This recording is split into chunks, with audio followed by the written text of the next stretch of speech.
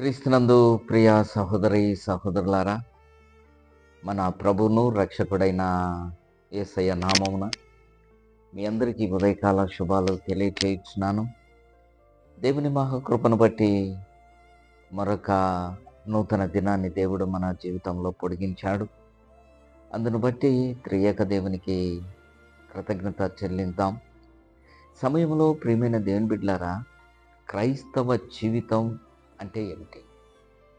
క్రైస్తవుడు ఈ లోకములో ఎలా ఉండాలి? క్రైస్తవుడు ఈ లోకములో దేవునికి ఏమై ఉన్నాడు అన్న మాటను మనం ధ్యానం చేసుకున్నాం. అపోస్తలుడైన పౌలు కొరింథీయులకు రాసిన మొదటి పత్రిక 3వ అధ్యాయము 16వ వచనం ఓసారి చూద్దాం. మీరు దేవుని ఆలయమై ఉన్నారనియో, దేవుని ఆత్మ మీలో నివసించుచున్నాడనియో మీరెరుగరా? ఎవడైనను దేవుని ఆలయమును పాడు చేసిన ఎడల దేవుడు వానిని పాడు చేయను. దేవుని ఆలయము పరిశుద్ధమై ఉన్నది, మీరు ఆయన ఆలయమై ఉన్నారు. దేవుడు తన వాక్యమును మన వినికిడిలో దీవించును గాక.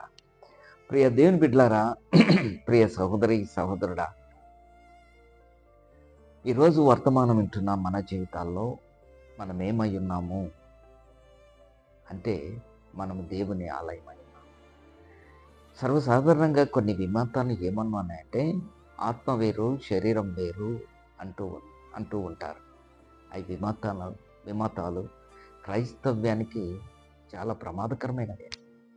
ఈరోజు వర్తమానం వింటున్న ప్రియ సహోదరి సహోదరుడా, మనము సర్వాంగ హోమము ఆయన సన్నిధిలో చేయాలి.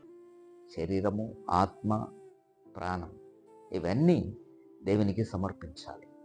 ఈరోజు మన జీవితాల్లో మనము దేవునికి మహోన్నతుడైన ప్రభువును సొంత రక్షకునిగా అంగీకరించి దేవునికి మన దేహమును సమర్పించాలి. అందుకే అంటాడు, మన హృదయము దేవుని ఆలయం అంటాడు. అందుకనే ఇక్కడ అంటాడు, మీరు దేవుని ఆలయమై ఉన్నారనియు, దేవుని ఆత్మ మీలో నివసించుచున్నాడని మీరు ఎరగరా? ఎంత గొప్ప ఆశీర్వాదం! మహోన్నతుడైన దేవుడు మహాకాశంలో సైతం ఆయన మహిమను పట్టుజాలని మహిమాన్వితుడైన దేవుడు, ఆయన నివసించే స్థలం ఏదైనా ఉంది అంటే మన యొక్క హృదయమే, మన యొక్క జీవితమే. అందుకే అంటాడు, మీరు దేవుని ఆలయమై ఉన్నారు.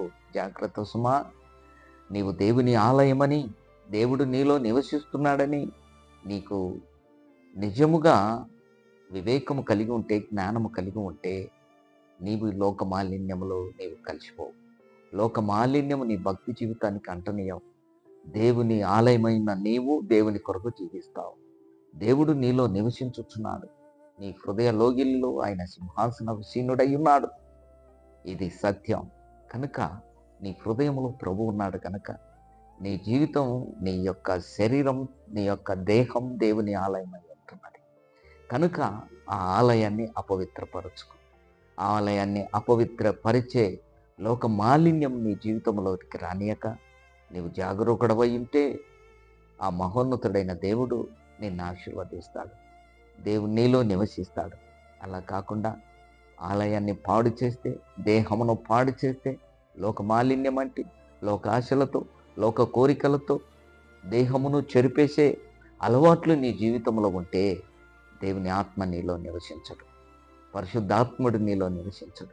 ప్రియ విశ్వాసి, ప్రియ సహోదరుడా, ఈ లోకంలో క్రైస్తవ జీవితం పరిశుద్ధమైనదిగా ఉండాలి. అందుకే అంటాడు, మీరు దేవుని ఆలయం పరిశుద్ధమై ఉన్నది, మీరును ఆలయమై ఉన్నారు అంటే కింద ఫుట్ నోట్స్లో మీరును పరిశుద్ధులై ఉన్నారు. కనుక ఆ పరిశుద్ధత నీలో ఉందా? ఆ పరిశుద్ధుడైన ప్రభువుని నీవు ధరించుకునే అర్హతని కలిగి ఉన్నావా? ఒకసారి బేజురు వేసుకో, పరీక్ష చేసుకో. నీవు దేవుని ఆలయమని ఒకసారి జ్ఞాపకం చేసుకో. నీవు దేవుని ఆలయమని నీవు జ్ఞాపకం చేసుకోగలిగితే ప్రభు కొరకు జీవిస్తావు. అట్టి కృప దేవుడు నీకు అనుగ్రహించును గాక. తలలు వంచండి, ప్రార్థన చేస్తాను. కృపగల తండ్రి, దయగల దేవా, అవును తండ్రి, మా జీవితాల్లో మా యొక్క దేహము దేవుని ఆలయమై ఉన్నదని నీ లేఖన భాగాలు సెలవిస్తూ ఉన్నాయి. మా దేహము నాయనా, మా దేహంలో నీవు నివసిస్తావని నాయనా, నీది ఆలయమై ఉంటున్నదని నీ లేఖన భాగాలు సెలవిస్తున్నాయి. ఈ లోకములో తండ్రి పరిశుద్ధముగా మేము జీవించే కృపను అనుగ్రహించమని యేసునామమున అడుగుచున్నాము తండ్రి. ఆమేన్. ఆమేన్. God bless you. ప్రభు నిన్ను దీవించును.